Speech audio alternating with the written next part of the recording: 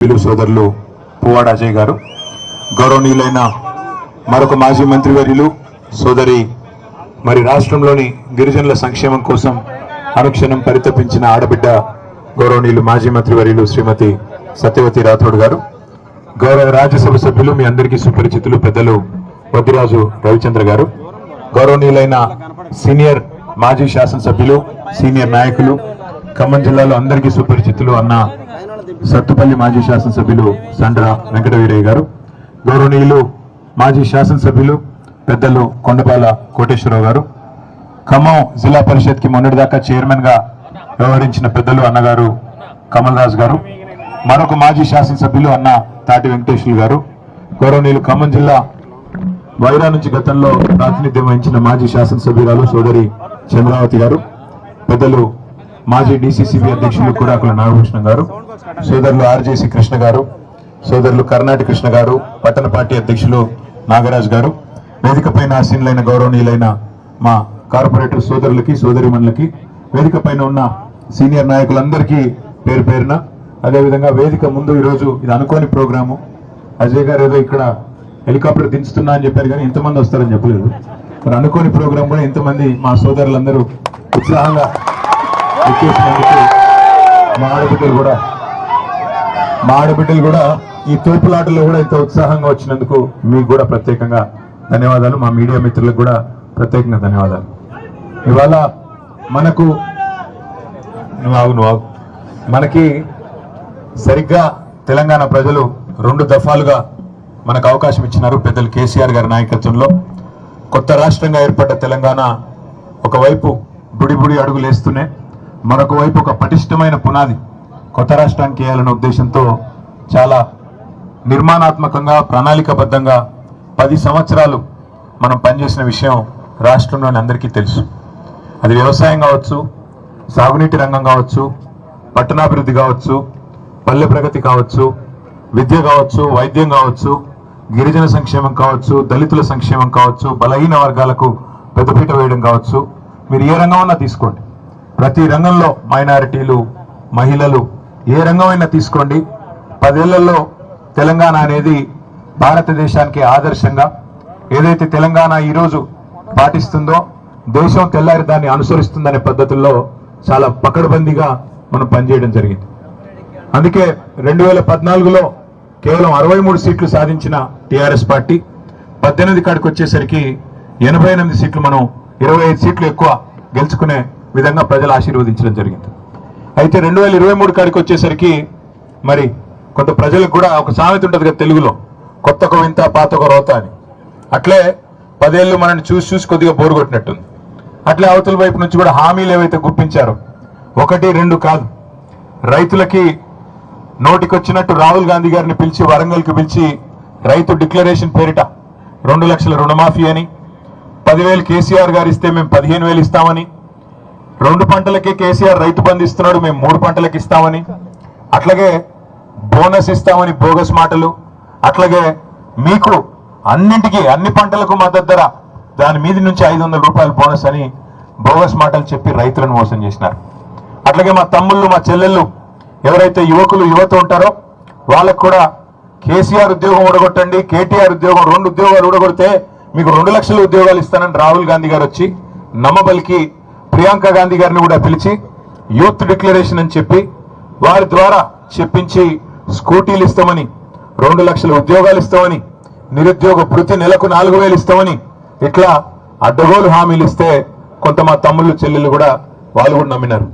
అట్లాగే మా ఆడబిడ్డలు కేసీఆర్ 1,00,000 రూపాయలు ఇస్తున్నాడు కళ్యాణ్ లక్ష్మి, మేము తులం బంగారం ఇస్తాం, కేసీఆర్ గారు ఇచ్చే కళ్యాణ్ లక్ష్మి పెళ్ళైన 2 నెలలకు వస్తుంది, నువ్వు లగ్న పత్రిక పెట్టుకోగానే నీకు ఇస్తా, తులం బంగారం మీ ఇంటికే పంపిస్తా, సోనియమ్మ చెప్పింది, ప్రియాంకమ్మ చెప్పింది అని చెప్పి ఉదరగొట్టే ఉపన్యాసాలు ఇస్తే వాళ్ళు కూడా పాపం ఫ్రీ బస్ అంటే, తులం బంగారం అంటే, నెలకు 2,500 అంటే ఈ భారీ ఈస్ట్మన్ కలర్ లో చూపెట్టిన సినిమా చూసి వాళ్ళు కూడా మోసపోయారు.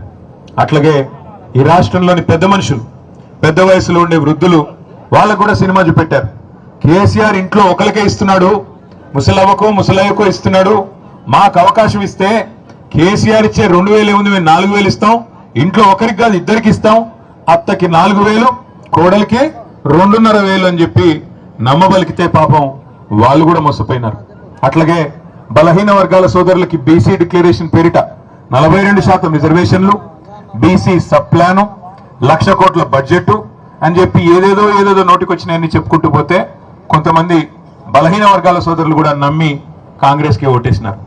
అందులో మీ జిల్లాలో, ముఖ్యంగా ఉమ్మడి ఖమ్మం జిల్లాలో మరి ఇక్కడున్న రాజకీయ సమీకరణలో భాగంగా కూడా కొంత ఆనాడు 2023లో మనకి నష్టం జరిగింది. కానీ ఒక రకంగా మంచిదే, ఇది మనకు జరిగింది మంచిదే. ఎందుకంటే ఇందాక నేను చెప్పినట్టు కొత్తకో వింత పాతకో రోత అన్నట్టు 10 ఏళ్ళు మనం చూసి మరి తర్వాత ప్రజలు కూడా కొద్దిగా పోరుగొట్టినట్టుంది, కొత్తదనం కోరుకున్నారు. కేసీఆర్ గారు రోజు బ్రహ్మాండంగా భోజనం పెడుతున్నాడు, కానీ ఈయన ఎవరో బిర్యానీ పెడతానంటున్నాడు కదా అని చెప్పి ఆయనకు ఓటేశారు.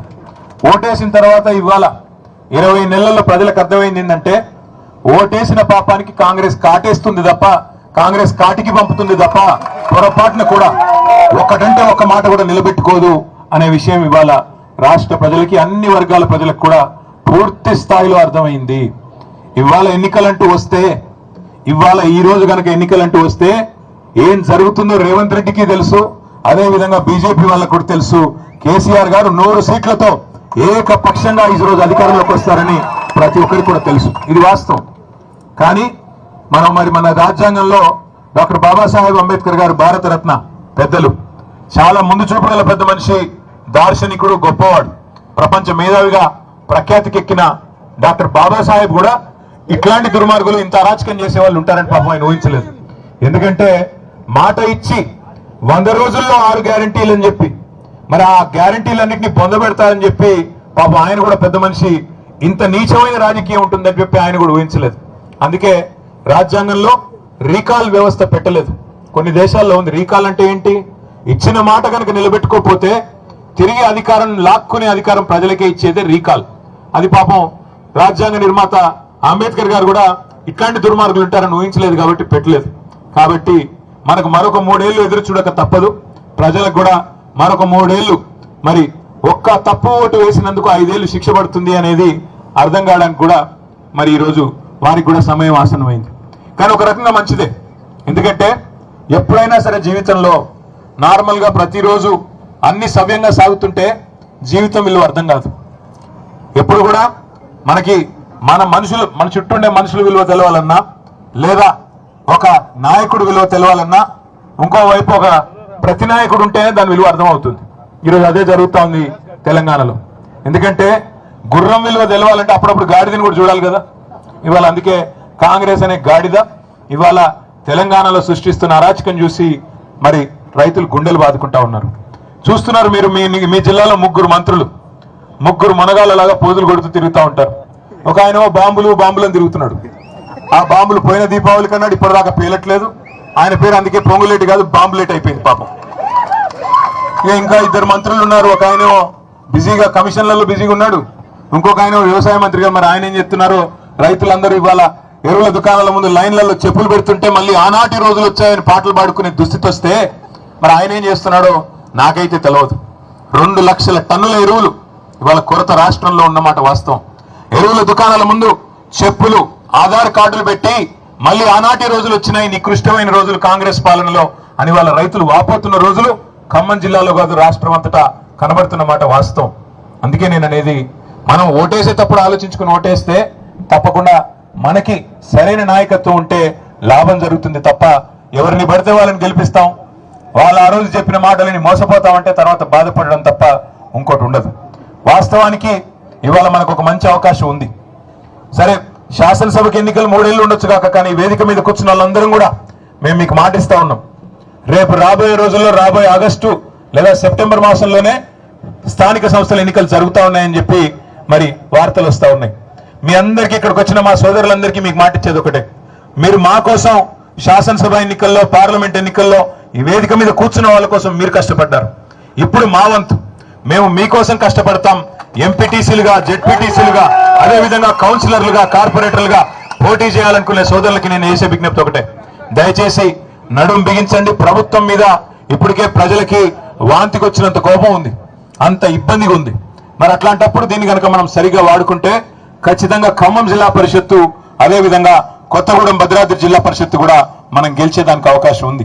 అట్లాగే మున్సిపాలిటీలు కానీ మండలాలు కానీ మీరు యువకులు ముఖ్యంగా ముందుకొచ్చి కాంగ్రెస్ ను చీల్చి చెండాడి వాళ్ళు చేసిన మోసాన్ని కనుక ప్రజలకు సవ్యంగా విడమర్చి చెప్పగలిగితే అద్భుతమైన ఫలితాలు సాధించే అవకాశం మన ముందే ఉంది. ఎందుకంటే మీ జిల్లాలోనే ఈ అవకాశం ఎక్కువ ఉంది. ఎందుకంటే గొప్ప ఆశతో ఏదో చేస్తుంది కాంగ్రెస్ అనే ఒక ఆశతో మీ జిల్లాలో ఆ పార్టీకి 9 సీట్లు కట్టబెట్టారు. గెలిచిన మన ఒక ఎమ్మెల్యే కూడా వాళ్ళలోనే కలుపుకున్నారు. ఇప్పుడు మొత్తానికి 10కి 10 వాళ్ళే ఉన్నారు. అదేవిధంగా ఎంపీ గారు కూడా వాళ్ళే గెలిచారు. కాబట్టి మనం అడిగే హక్కు మనకు ఉంది. ఈరోజు ప్రధాన ప్రతిపక్షంగా ఖచ్చితంగా ప్రజల పక్షాన అడిగే హక్కు మనకే ఉంది. ఎందుకు అంటే ఇచ్చిన ప్రతి మాట నెరవేర్చేదాకా ఎన్ని అక్రమ కేసులు పెట్టినా, ఎన్ని రకాల అపసవ్యపు మాటలు మాట్లాడినా, ఎన్ని రకాల డైవర్షన్ పాలిటిక్స్ చేసినా వదిలిపెట్టే సమస్య లేదు. రేవంత్ రెడ్డి భరతం పట్టే బాధ్యత, కాంగ్రెస్ భరతం పట్టే బాధ్యత మనందరం సమిష్టిగా తీసుకుందాం. రేపు ఇక్కడ గులాబీ జెండా ఎగరేసి ఖమ్మం జిల్లాలో ముగ్గురు మంత్రులున్నా వాళ్ళ వల్ల ఏమి కాదు, ప్రజాబలం ముందు ఎవరైనా సరే తల ఒగ్గక తప్పదు అనే సందేశాన్ని రేపు ఖమ్మం జిల్లా నుంచే ఇద్దాం. దానికోసం వాళ్ళు డబ్బులు బాగా ఉండొచ్చు, వాళ్ళకి డబ్బులు పంచి గెలుస్తామనే అభిప్రాయం ఉండొచ్చు. ప్రజలు మేము మాల మీద డబ్బులు కొడితే మాకే ఓటు గుద్దుతారు, మన గుద్దలేదా ఇప్పుడు అట్లే ఇస్తారులే అనుకోవచ్చు. కానీ ఖచ్చితంగా మనం గనక గట్టిగా మరి ప్రజల తరఫున కాంగ్రెస్ మోసాన్ని ఎండగట్టే విధంగా గ్రామాన మీరందరూ మరొక కేసీఆర్ లాగా కథానాయకులై కదిలితే తప్పకుండా ఖమ్మంలో అదేవిధంగా కొత్తగూడెంలో మనకి 2 జిల్లాల్లో కూడా మంచి అవకాశం ఉంది. తప్పకుండా నేను జిల్లా నాయకత్వాన్ని కూడా కోరుతా ఉన్నా, నియోజకవర్గాల ఇన్ఛార్జీలను కూడా కోరుతా ఉన్నా. నియోజకవర్గాల వారీగా మండలాల వారీగా మనం సమావేశాలు ప్రారంభించుకున్నాం. ఇప్పటికీ కొన్ని చోట్ల చేయని చోట్ల అది కూడా కంప్లీట్ చేసుకుందాం. మరి రాబోయే రోజుల్లో ఆగస్టులో సెప్టెంబర్లో ఎన్నికలు వస్తా ఉన్నాయి అంటున్నారు కాబట్టి పార్టీ వైపు నుంచి మీకు సంపూర్ణ సహకారం ఉంటుంది. మెటీరియల్ కూడా మొత్తం పార్టీ నుంచే వస్తుంది. ఎంతో సహాయ సహకారాలు కూడా మీకు అందరికీ అందుతాయి. తప్పకుండా మీరందరూ ఎక్కడి వాళ్ళు అక్కడ కథానాయకులై కదిలితే మన పార్టీకి మళ్ళీ తిరిగి ఖమ్మం జిల్లాలో అద్భుతమైన విజయాన్ని నమోదు చేసే అవకాశం ఉందని చెప్పి మీ అందరూ కూడా విజ్ఞప్తి చేస్తూ, ఇంకా 3-4 కార్యక్రమాలు ఉన్నాయి కాబట్టి అక్కడికి వెళ్లేదానికి మీరు పర్మిషన్ ఇవ్వాలని చెప్పి కూడా కోరుతూ, జై తెలంగాణ, జై కేసీఆర్.